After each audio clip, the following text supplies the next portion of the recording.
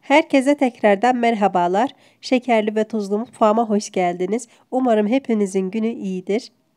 Bugün sizlere çok güzel kat kat kaşarlı poğaça tarifini vereceğim arkadaşlar. Çok lezzetli bir poğaça oluyor. İçi kat kat ve dışı çıtır çıtır. Mutlaka denemenizi tavsiye ediyorum. Sizleri fazla bekletmek istemiyorum. Hemen tarifimi geçiyorum. Hepinize iyi seyirler. Öncelikle uygun bir tabağın içerisine bir su bardağı ılık su alıyoruz. Üzerine bir su bardağı ılık süt ilave ediyorum. Ve bir paket instant maya, dilerseniz yaş maya da kullanabilirsiniz. Ve 2,5 yemek kaşığı şeker kullandım. Bunları güzelce karıştırıyorum. Sonrasında bir çay bardağı sıvı yağ ilave ediyorum üzerine. Sonrasında 2 adet yumurta kullandım. Bir tanesinin sarısını üzeri için ayırdım. Bunları güzelce karıştırıyorum ilk önce arkadaşlar. Sonrasında ununu ilave edeceğim arkadaşlar. Tam olarak ben 5,5 su bardağı un kullandım. Ve tuzunu da ilave ediyoruz. Bir tatlı kaşığı tuz. Ben tuzu her zaman unla birlikte ilave ediyorum ki maya etkisini kaybetmesin, pardon. Önce bir spatula yardımıyla karıştırdım arkadaşlar. Sonrasında baktım ki una ihtiyacı var. Hemen biraz ilave ettim. Ama gene de azar azar ilave ediyorum ki hamurun kıvamını daha iyi anlamak için. Elimle güzelce yoğurmaya başlıyorum. Sonrasında hamurumu tezgahın üzerine alacağım ve orada yoğurmaya devam edeceğim. Dediğim gibi arkadaşlar, ben 5,5 su bardağı un kullandım. Sizler de değişiklik gösterebilir. Lütfen ama lütfen kontrollü bir şekilde ekleyelim. Hamurumu tezgahımın üzerine alıyorum ve yaklaşık 3-4 dakika güzelce yoğurmaya başlıyorum arkadaşlar. Lütfen sert bir hamur yapmayalım. Hani sürekli un ilave edersek hamurumuz sertleşecektir. Sadece hamurumuz elimizi bırakana kadar unu ilave ediyoruz. Ve gelecek dakikalarda inşallah Allah nasip ederse hamurun kıvamını zaten sizlere göstereceğim. Hamurumu güzelce yoğurduktan sonra hemen toparlıyorum. Sonrasında aynen tabağımı getiriyorum ve içerisine koyacağım. Bu arada havalar soğumaya başladı arkadaşlar. Hamurumuzu mayalandırırken ılık bir yere bırakmamız gerekiyor.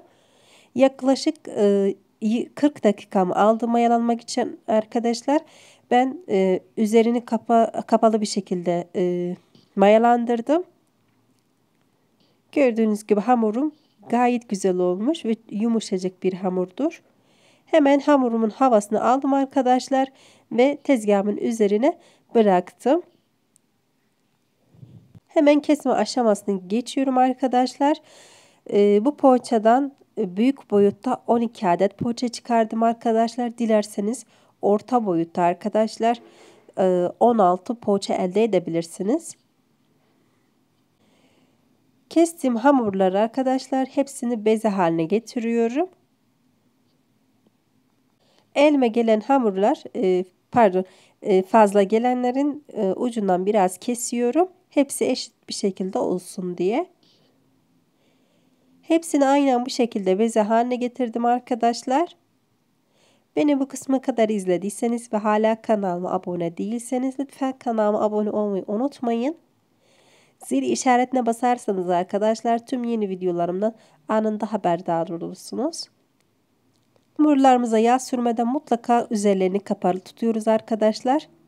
Sonrasında bir tabağın içerisine aktaracağım. Ve hamurlarımızı yağlama aşamasına geçeceğim. Sonrasında bezelerimin hepsine yağ süreceğim. Sıvı yağ kullanıyoruz arkadaşlar. Güzelce yağlıyoruz. Bu arada borcamın altında yağlamıştım ben. Bunu atlamayayım. Ve sonrasında üzerini kapatıyorum bir buzdolabı poşetiyle arkadaşlar. Yaklaşık 10-15 dakika bekleteceğim. Gördüğünüz gibi zaten çok kısa bir sürede hamurumuz çok güzel bir hal alıyor, dinleniyor.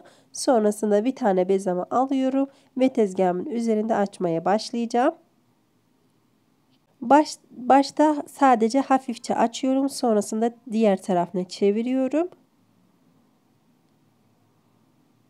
Zaten hamurun kıvamı güzel olduğu için kendi kendine açılıyor, inanın ki. Sadece elimi böyle arada sırada yağlıyorum. Öyle açıyorum arkadaşlar.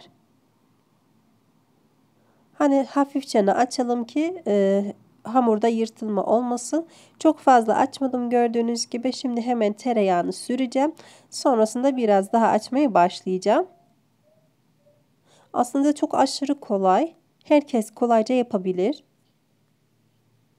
Bu arada şunu belirtmek istiyorum. Yaklaşık 125 gram tereyağı kullandım. Dilerseniz margarin de kullanabilirsiniz. Şimdi tereyağımı sürdükten sonra arkadaşlar gördüğünüz gibi hamuru biraz daha açıyorum. Çok aşırı incecik değil. Sadece biraz daha açmaya çalıştım arkadaşlar. Sonrasında diğer tarafını katladım. Ortaya doğru. Ve aynı şekilde katladığım tarafa da tereyağı sürüyorum. Bir tarafını tereyağı sürdükten sonra hemen diğer tarafını da katlıyorum. Aynı şekilde diğer tarafına da tereyağı sürüyorum arkadaşlar. Ve böylece bitmiş oluyor böreğimizin açımı arkadaşlar. Şimdi hemen harcını ekliyorum. Dilerseniz başka harçlar da kullanabilirsiniz. Ben sadece kaşar peynirle ve lor peyniri karıştırıp kullandım. Hatta ben sade olarak da 2 tane denedim. Onlar da çok muhteşem olmuştu. Ve poğaçamı katlamaya başlıyorum arkadaşlar. Toplamda 3 kat yapıyorum. Ve son hali budur arkadaşlar. Şimdiden bile çok güzel görünüyor. Ve sizlere bir tane daha göstermek istiyorum arkadaşlar. Daha açık olsun arkadaşlar. Hiç aklınızda soru işareti kalmasın diye. Bu arada videomuz uzun oldu. Umarım sıkılmamışsınızdır. Aynı bezemi aldım arkadaşlar. Hafifçe açmaya başlıyorum. Sonrasında tereyağını süreceğim. Bu arada videolarımı beğeniyorsanız lütfen beğeni vermeyi unutmayın. Ve fikirlerinizi mutlaka yorum kısımlarına da yazmayı unutmayın arkadaşlar. Bekliyor olacağım. Aynı tereyağını sürdüm arkadaşlar. Ve aynı şekilde hamurumu hafifçe açmaya başlıyorum. Şimdi hemen katlama aşamasına geçiyorum. Bir taraftan katlıyorum. Aynı tereyağı sürüyorum. Ve diğer tarafı da aynı şekilde yapıyorum arkadaşlar.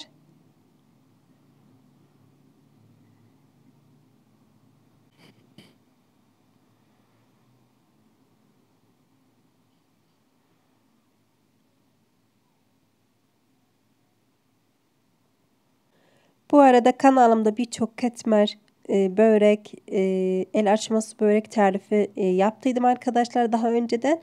Sizlere onu link olarak aşağı kısmını ekleyeceğim. Oradan bakabilirsiniz. Böreklerimin hepsini aynen bu şekilde yaptım, bitirdim ve inanın ki gerçekten hiç zaman bile almıyor. Yani hamurun mayalanmasıdır, beklemesidir. Sadece 1 saatimi aldı. Yaptım, bitirdim arkadaşlar. Ve tepsime diziyorum. Bu arada tepside ben yağlı kağıt kullandım. Eğer kullanmayacaksanız lütfen tepsiyi yağlamayı unutmayın. Ve takılıyorum bu aralar arkadaşlar, biliyorum. Gerçekten konuşmak zor oluyor. Yani normal kullandığımız kelimeler bile videoyu anlatırken benim için zor oluyor. Bir tane yumurtayı ayırmıştım arkadaşlar. Hatta çift sarılı çıkmıştı. Üzerine 1 yemek kaşığı süt ilave etmiştim arkadaşlar ve poğaçalarımın üzerine sürüyorum. Hepsine aynen bu şekilde sürdüm arkadaşlar. Sonrasında yaklaşık 150 gram kavrulmuş susam kullanacağım. Aynı simidi batırır gibi arkadaşlar bırakıyorum. Sonrasında alıyorum. Zaten yumurta sürdüğümüz için direkt kendisi bir tabaka alıyor. Elimizle hafifçe bastırıyoruz ki susamları daha güzel kalsın içerisinde. Hepsini yaptım, bitirdim arkadaşlar. Sonrasında yaklaşık 15 dakika bekletiyorum. Tepsi mayası yani. Sonrasında fırına göndereceğim.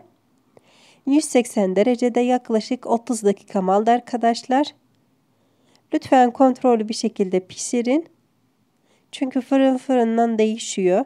Sıkıntı olmasın. Gördüğünüz gibi diğerlerinde bunu da pişirdim. Benim tepsim küçük olduğu için hepsini almadı. Ve sizlere ne kadar güzel olduğunu hemen şimdi göstereceğim. Aklınızda hiç soru işareti kalmasın diye. Gerçekten muhteşem oluyor. Buzluğa da atabilirsiniz. Dilediğiniz zaman çıkarıp tüketebilirsiniz.